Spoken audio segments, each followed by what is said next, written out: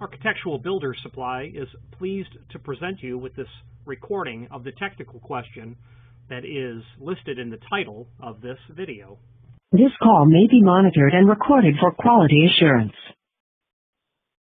I'm working on a renovation for a lady. She's got some old wood casement windows that she wants to keep, and I'm just trying to weather strip them as I go through room by room to try and improve the efficiency on them.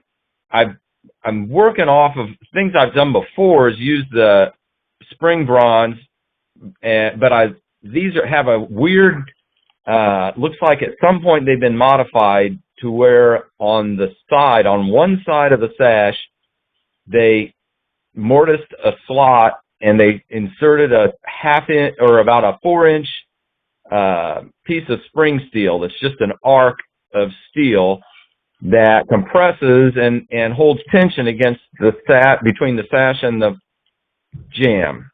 And as the window slides up and down, the tension from that spring holds it in place, and they did away with the window weights, pulleys, ropes, and all that. The problem with that is it only leaves me maybe a half-inch on either side of that spring steel to do any kind of a weather strip. I did some research, and a couple of window books that I've used in the past, I've used tips out of them. They suggested using the lock strips.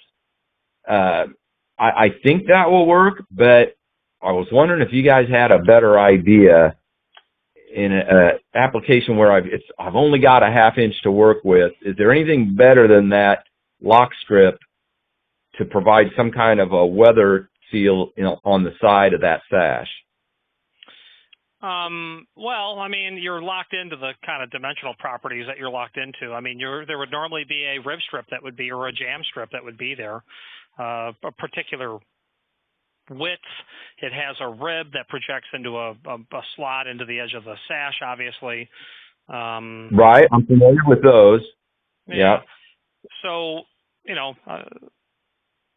there anything? But I can't use that. Right. Yeah. So, I mean, there's nothing. I'm sorry, what was that? That's going to be what obviously you're locked into the fact that, you're down this path a certain way, and, without making drastic changes, there's not much that can be done. Okay, and that's fine. I just thought you guys probably had more experience at oddball stuff than I have, and I thought I'd pick your brain in case you could say, "Oh yeah, we've done this before." But yeah, if that's all I got, that's all I got. Yeah. So, what I'd like to see is some photographs of it, though, because the world of architectural metal, zinc, and bronze for use in double-hung windows is a rapidly shrinking world in terms of availability. So if you want to send me some photographs of what you're working with at the jam and maybe a sketch cross-section of your sash, I might be able to pull up a catalog. There's a new player on the market who picked up the remnants of an old company called Accurate that was outside of New York City. There may be something there that will work, but it's, an interlock is probably going to be the lock strip is probably going to be what you're, the best of all. Okay, and that's fine. I mean, if that's what I just thought I'd ask. I mean, if it'll fit, and I think it'll fit, but boy, it's going to be close. If that will do the job, then I'm fine with going with that, and I don't want to inconvenience you guys and have you do a bunch of research only for me to say, nah, I'm going to stick with the lock strip. If that's our best answer, probably, then I'm fine going with that. I thought maybe off the top of your head you might have seen something like that before. I have never seen anything like it before. So yeah, and actually so I don't know if that's going to be the ultimate answer. I'd like to see more. I'd like to see some photos and a cross-section sketch from you. I had a client last week in Palm Beach that is basically doing the same thing that whomever did that to your windows. And it's just, if you want 19th century technology, I mean, that's fine. It's just you're perverting it in such a way where it's never going to be what it was. And the problem is you can't get what it was. You need a time machine. Yeah. Yeah. I'm finding that out. In doing the search trying to find the lock strips and the spring bronze led me to you guys because I couldn't find it anywhere else or anywhere locally.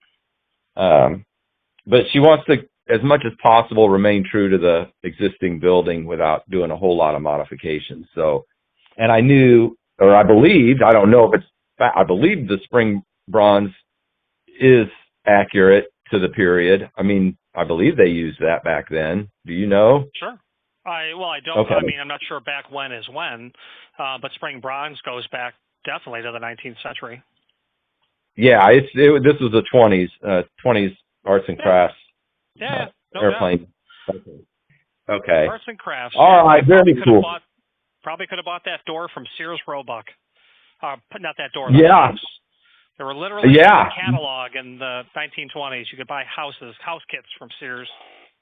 I've seen them. Yeah, it's crazy, and it's a beautiful house. I mean, it's a neat thing she's doing. So, but just trying to help her out and keep things moving forward. So, all right. Well, thank you for your help. Appreciate your time. If I had an order pending that he was going to go ahead and put through for me, can you send me back to the gentleman I was talking to before? Oh,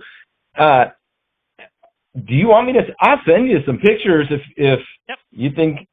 If it's not going to be, I don't want to waste your time, but if you're okay with it, I'd send them to you just because it's a great big world out there. It's always neat to see new stuff. It is, and I enjoy seeing that stuff. I'm going to send you back to Corey and just tell him to give you my email address, and you can send them to him, and he can copy me in, the whole 9 yards. So stand by, sir. Okay, thank you. Yes, sir. Architectural Builders Supply hopes you have enjoyed this program. Again, thank you for watching, and if you've enjoyed this video, please click thumbs up, please subscribe, and maybe even send the video to someone that you know. Thank you.